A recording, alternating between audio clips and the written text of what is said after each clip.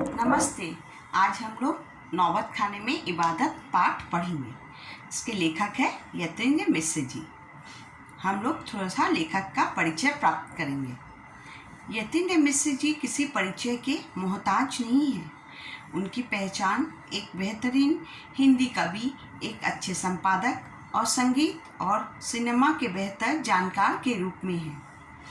उनके द्वारा लिखा हुआ नौबत खाने में इबादत पाठ एक व्यक्ति चित्र है। ये शॉर्ट टाइप्स में बहुत आता है। उनके द्वारा लिखित नौबत खाने में इबादत में उन्होंने बिस्मिल्लाह खां के बारे में बताया है। सबसे पहले हम लोग ये जानेंगे नौबत खाने का अर्थ क्या है। नौबत खाने का अर्थ है प्रवेश द्वार के ऊपर मंगल ध्वनि बजाने का स्थान। उसको हम लोग नौबत खाना कहते हैं। इबादत का अर्थ होता है पूजा, पाठ एवं उपासना। प्रस्तुत पाठ में उन्होंने खां साहब की रुचि, लगन तथा संगीत साधना का वर्णन किया है। इनके पिता का नाम पैगंबर बख्श खां तथा माँ मिठन थी। इनके बड़े भाई का नाम शमसुद्दीन था, जो इनसे उम्र में 3 वर्ष बड़े थे। अमीरुद्दीन उर्फ बिस्मिल्लाह खां का जन्म बिहार के डुमरांव के एक संगीत प्रेमी परिवार में हुआ था।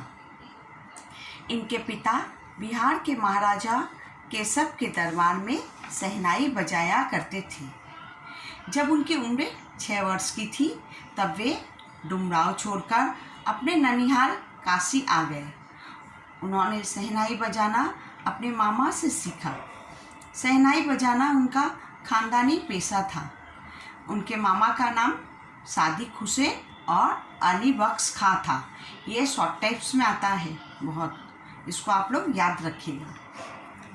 वे लोग बालाजी के मंदिर की ड्योढ़ी पर बैठकर शहनाई बजाकर अपनी दिनचर्या का आरंभ करते थे, अपनी दिन की शुरुआत करते थे। उनके नाना, दादा, मामा, परदादा मंदिर की ड्योढ़ी पर बैठकर शहनाई बजाया करते थे। बचपन में उनको शहनाई सीखने का बहुत शौक़ था, इसलिए वे क्या करते थे, हर शहनाई को बजा बजा कर देखते थे। उनको लगता था कि मेरे नाना जो है जिस शहनाई से मीठी वाली आवाज़ निकलती है उसको कहीं छुपा कर रखते हैं, इसलिए बचपन से ही उनको दाँत देने की आदत बन गई थी। पर ये नहीं मालूम था कि दाँत किस प्रकार दी जाती है। दाँत माने बाह बाह कहते हैं ना, कुछ अच्छा होता है तो। पर बात जब सम पर आती थी तो ये जमीन पर पत्थर पटक कर दाब देते थे। शहनाई में एक और नाम जोड़ा है, डुमरांव। डुमरांव को क्यों याद किया जाता है? क्योंकि ये उनकी जन्मस्थली है। दूसरी, शहनाई में जो लगने वाली जो रीढ़ है, जो रीढ़ कैसी होती है, अंदर से पोली और खोखली होती है, जो कि नरकट घास से बनती है। नरकट घास सोन नदी के पास डुमरांव में ही मिलती है, इसीलिए शहनाई की दुनिया में डुमरांव को याद किया जाता है। जब इनकी उम्र 14 वर्ष की थी तो बिस्मिल्लाह खां ने बालाजी के मंदिर में रियाज शुरू कर दिया था। उन्होंने वहां जाने का रास्ता चुना, जो कि रसूलन बाई और बतूलन बाई, जहाँ से रसूलन बाई और बतूलन बाई के गीत सुनाई पड़ते थे। इन्हीं दोनों बहनों से इन्हें संगीत की प्रेरणा मिली।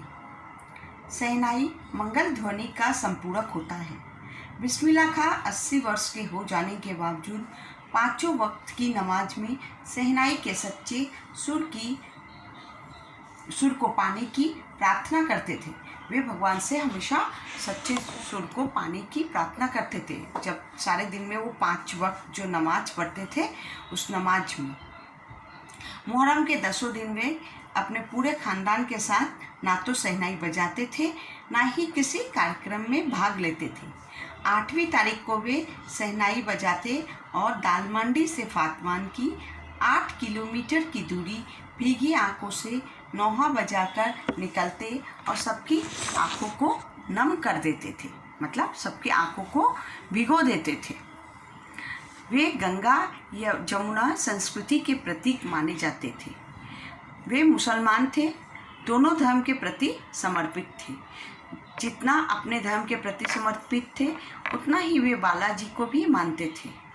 जब भी काशी के बाहर जाते थे तो बालाजी मंदिर की तरफ मुख करके ही वे शहनाई बजाते थे। एक बार उनकी शिष्या ने उनको फटी तहमत पर टोका। फटी तहमत पहने हुए वे क्या करते थे, सबसे मिलते थे। तो उनकी शिष्या ने उनको इसीलिए टोका। तो उन्होंने कहा, हमें अपने लक्ष्य की ओर ध्यान देना चाहिए।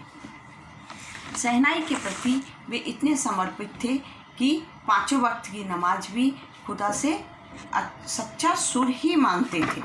वे सच्चा सुर हमेशा खुदा से प्रार्थना करते थे। खाने पीने और फिल्म देखने का भी उनको शौक़ था। उस समय फिल्म देखने के लिए 6 पैसे लगते थे। वे 2 पैसे मामू से, 2 पैसे अपनी मौसी से और 2 पैसे अपनी नानी से लेते थे। एक अठन्नी रोजाना शहनाई बजाने पर उनको मिलती थी।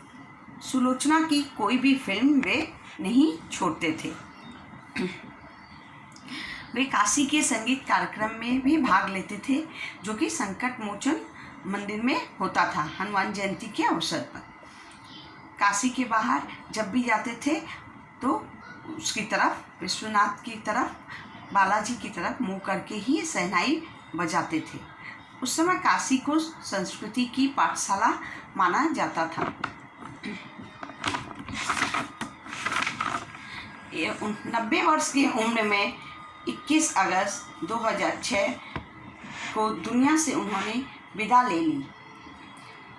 2000 ईस्वी में जब वे काशी के पक्का महल में मलाई बर्फ वाले के जाने से देसी घी तथा कचौड़ी में पहले वाला स्वाद न होने के कारण उन्हें इनकी कमी खलती थी। वे नए गायकों तथा वादकों में घटती हुई आस्था और रियाज के महत्व के प्रति चिंतित थे। वे हमेशा 2 कौमों की एकता के परिचायक थे। वे भारत रत्न, विश्वविद्यालय की मानक उपाधियों तथा संगीत नाटक अकादमी पुरस्कार, पद्म भूषण आदि उपाधियों के लिए नहीं जाने जाएंगे, बल्कि अपनी अजेय संगीत यात्रा के नायक के रूप में हमेशा याद किए जाएंगे। धन्यवाद।